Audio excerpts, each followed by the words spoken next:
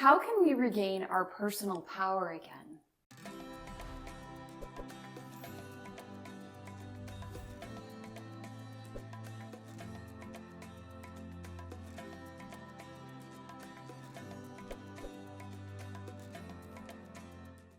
Yeah, so you were telling me that you were working with a client that still was carrying trauma from childhood, demons. We have been so conditioned by different things. So what is it really that we can do to regain this power? Well, first of all, one thing that we can do is access our inner child again. Because our inner child is the key to unlocking our internal world, the spiritual realm, really. It's when we lose connection with that we fall victim to whatever those conditionings were when we were a child, from like the age, well, an infant till 6 or 7. Like the Jesuits always said, give me a child by the age of, before the age of 7 and I have him for life. What does that mean?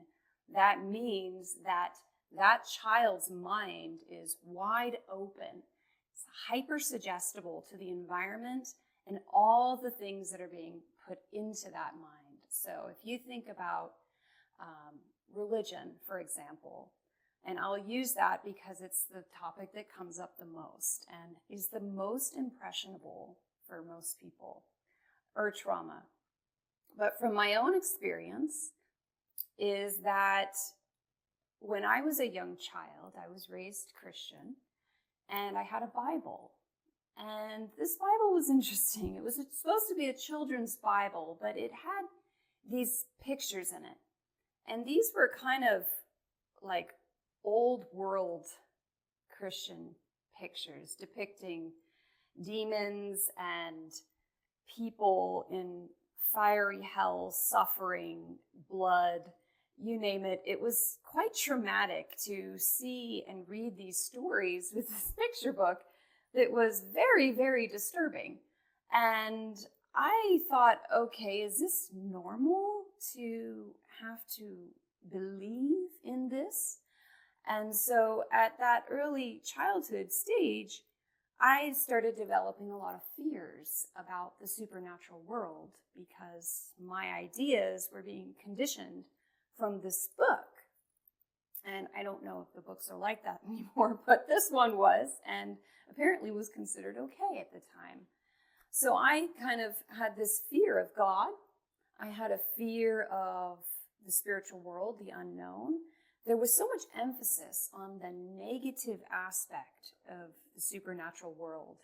You know, that there's these demons around that are always trying to get you.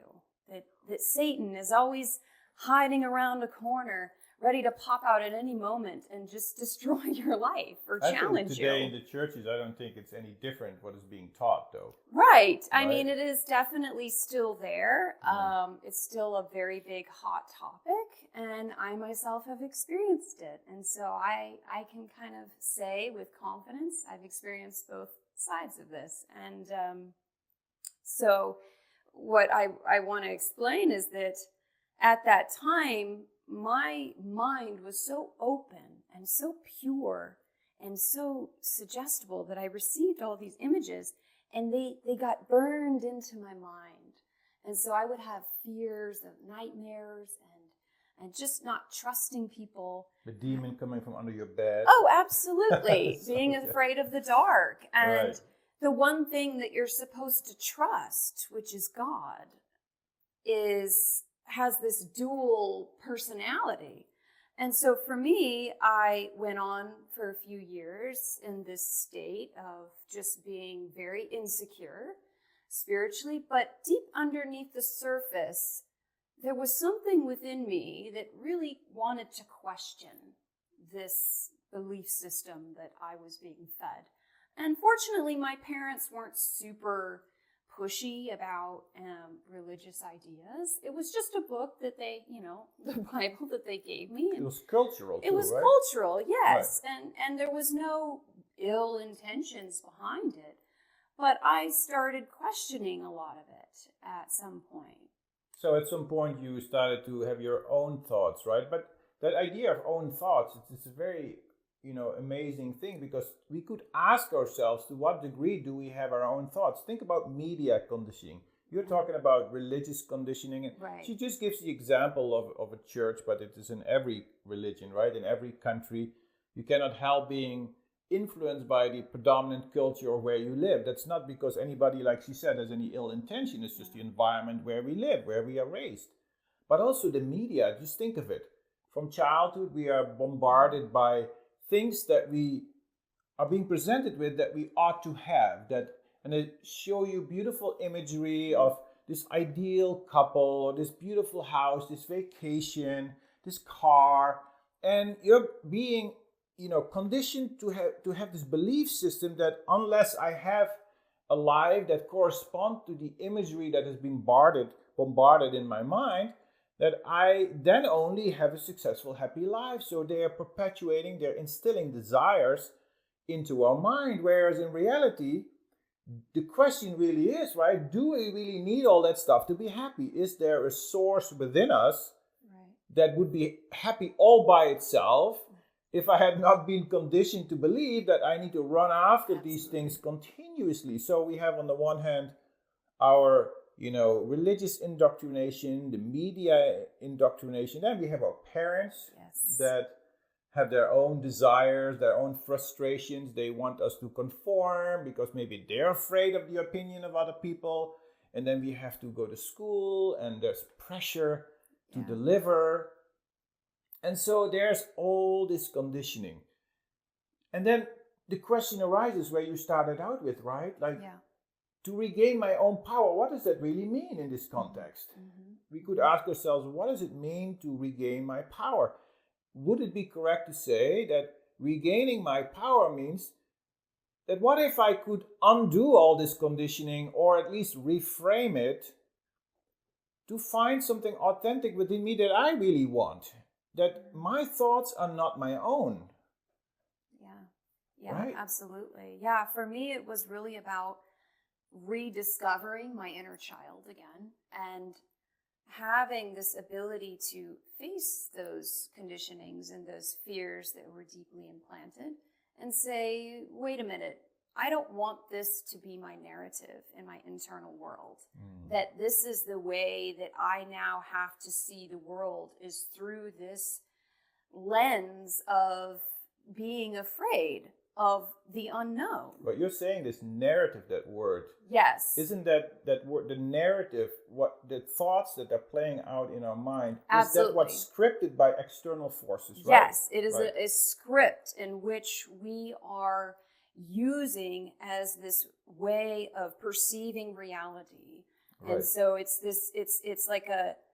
something that is in the way between us and our experience, versus just having this pure, uninhibited mind and meeting my experience of reality in a pure, natural way, without these ideas of fear. Is that what you mean by being my own inner child? Yes. What do you mean exactly by that? So what I mean by that is, when you get in touch with your inner child that hasn't been touched or conditioned yet, that inner child has no concept of demons or, fear in itself. It's just a survival instinct, but it's not fear in itself. Actually, that internal world, that natural state, is peace and love. It's coming from this feeling of unification, being a part of the earth, of being part of the universe, of being connected to everything. And it's as if you're being held by that purity, by that love, that unconditioned state.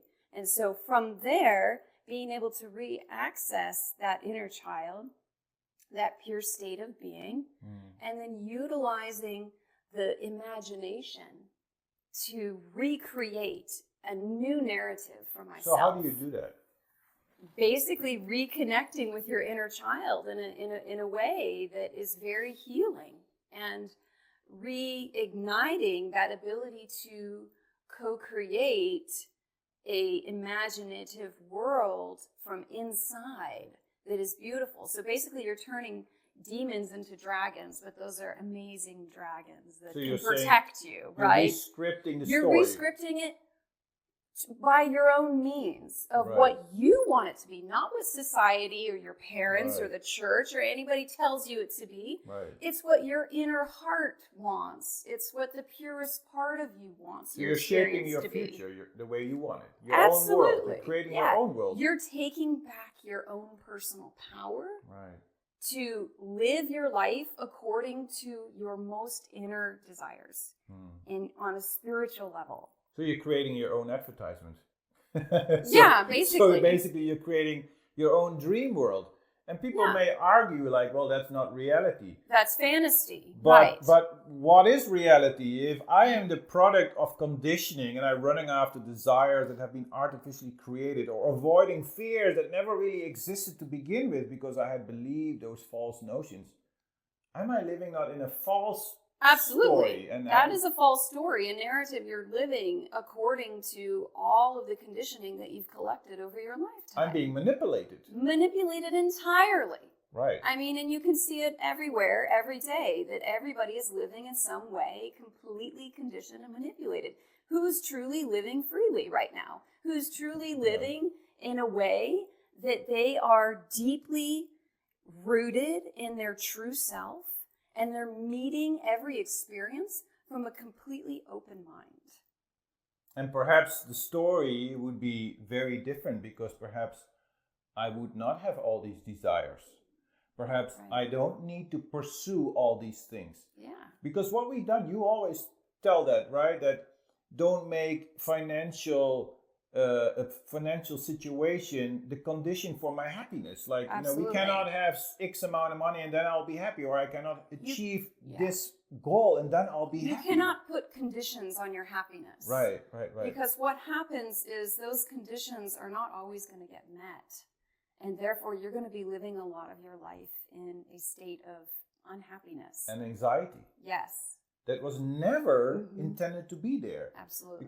Because I have false conditioning and I'm pursuing these false ideas that were never mine and never being able to live up to them, always they put new ones in front of me. Yeah. I will be pursuing it perpetually, always restless, working harder and more, and always being away from my inner child. Yes. You become a robot functioning in this world and you're basically being used. So what would the state be? Let's say I rewrite my narrative. I get in touch with my inner child. The pragmatist may argue, well, how am I going to eat? How am I going to live? How am I going to function in this world? What would be the state of mind of such a person? Well, it's not that you're not going to be functioning or that you're not going to be, having dreams and creating a future for yourself. It's that you're doing it from a place of freedom. You're doing it from a place of internal joy and excitement and this opportunity to experience life in your own unique, special way. That it's not that you're living in a box of beliefs that don't even really exist necessarily. Right. So you're not walking around in fear of what's around the corner to get me, or the devil is just waiting around and trying to jump out and get me and destroy and sabotage my life. No, you're saying the hell with that, literally.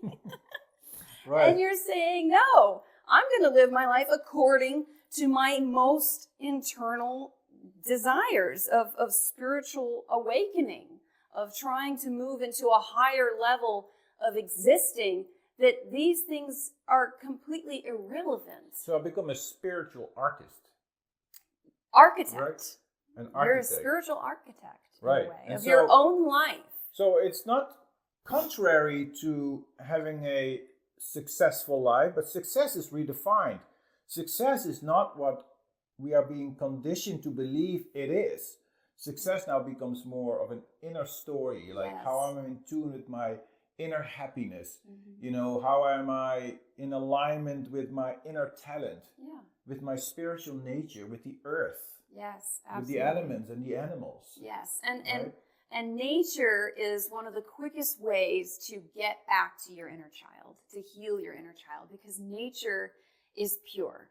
It is just this incredible part of us, because we come out of nature. We are literally physically made out of all the atoms and molecules and elements that the earth is. We are part of the earth. So what better way to purify ourselves mentally and physically than to go out into nature and really dig ourselves into the earth element, to get close to the animals and the ocean and all. That's why we all crave that. We all crave. We want to go, where do we want to go? Go camping. We want to go jump in the ocean. We want to feel the breeze, be in the sun, all of it, because it is us on the purest level. Isn't it amazing, though, that the foundations of this United States, the original people, the first people, the native people, they were living this way. Absolutely. And the question may in harmony, in balance. Yeah, I mean, where did we deviate from this? Or maybe we were never in touch with it to begin with.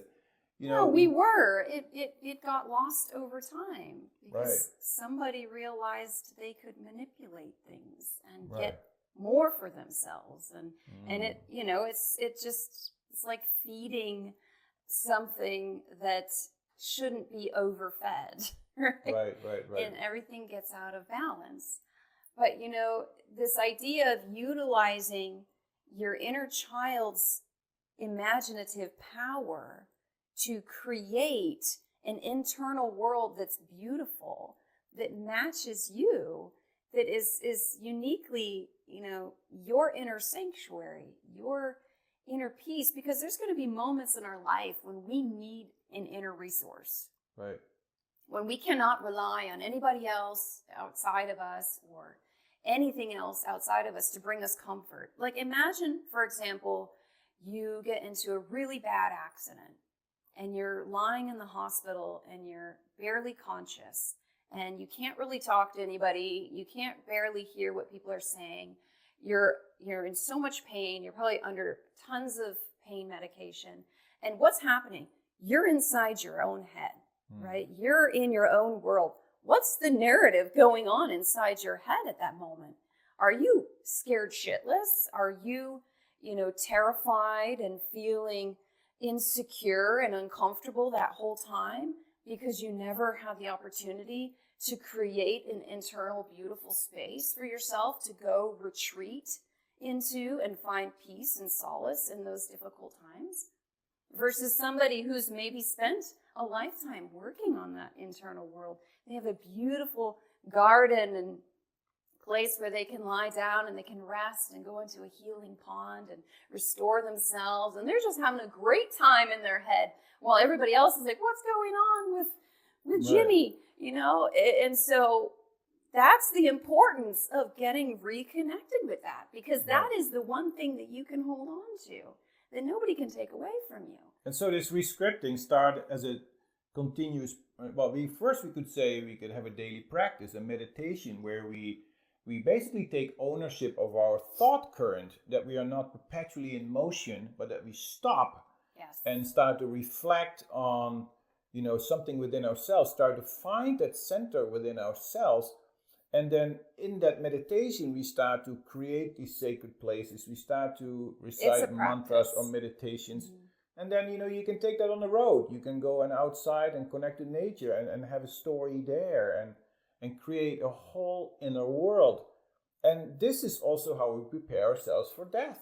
Right? Absolutely. This is a huge preparation for death. If you pave the way to create a beautiful internalized experience, when your body is no longer able to sustain you, your spiritual self, and it starts to break down, and you go through the process of deconstruction physically, then you're going to need to rely on your inner resource. Your inner world is what's going to help you get through that experience. And, that can be a beautiful thing. There's the beauty in the breakdown. It's a nice song. Or it can be a very horrible experience. What do you want? Whatever narrative I have allowed to play out in my head. That is then the fear of the afterlife as a result of the conditioning that has been put upon me. And it was never true to begin with, right? No, the only truth that you have is that which you have experienced deep within you. And that is a state that cannot be touched by anything outside. So the more pure and authentic that Fear is not truth. No. Fear is actually falsity. Right. Truth is your true nature. It's like nature itself. Is a tree afraid of getting cut down? No. The tree is in a state of being. The tree is not having physical emotion and all of this stuff going on. It's just purely existing in nature itself. It's doing what the tree is designed to do, and that's flourish and grow and provide shelter. And so that tree isn't living in fear that somebody is out with a axe running around ready to get it. It's existing in its glory of just, woo, I'm this beautiful tree and I'm blooming and I'm blowing in the wind and I'm so gorgeous and wonderful. And one day, eventually the tree's going to die, and that tree just surrenders to the process. It is part of the process. Right. It's nothing to fear. So if we summarize all of this, would it be correct to say that if we want to regain our personal power, we have to first understand that we have been conditioned, that we are the subject of a narrative, that our so-called desires and ambitions and aspirations, they're not necessarily all bad, but they are. We need to analyze to what degree they're really ours, and to what degree they bring us this form of anxiety. And that if I can wake up and take notice of my inner world, that I can start re-scripting this story and start to become aware within myself, what is it that I really want and what really brings me peace and happiness, as other than that what has been scripted for me. Absolutely. And the result is freedom. Spiritual freedom, and true peace, experience of your truest nature, which has nothing to do with emotions and fear and anxiety and all of those things. It is the essence of being itself, of just being presence, of being conscious. And then we can say, as Jim Carrey says, I am enough. Yes. Because the joy is coming from within me, from my soul. Yeah. And that is really what we're trying to do. So it's right? really capture. It is peeling the layers of the onion, so to speak, of all those layers of things that we have collected in our lifetime and lifetimes, and that eventually at some point we have to just start stripping ourselves of all of this, that which we are not, because all of this is temporary.